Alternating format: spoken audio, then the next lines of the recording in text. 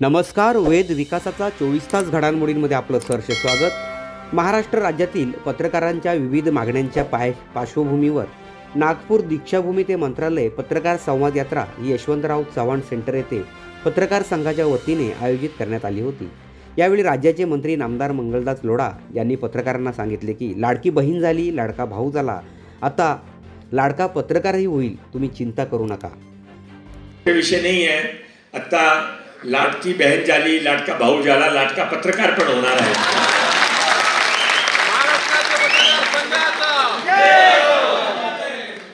होणार आहे, तुमच्या शिवाय कोणाचे काय नाही।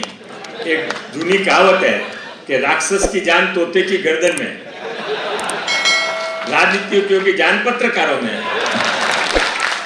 तुम्ही आहे म्हणा, मी आहे।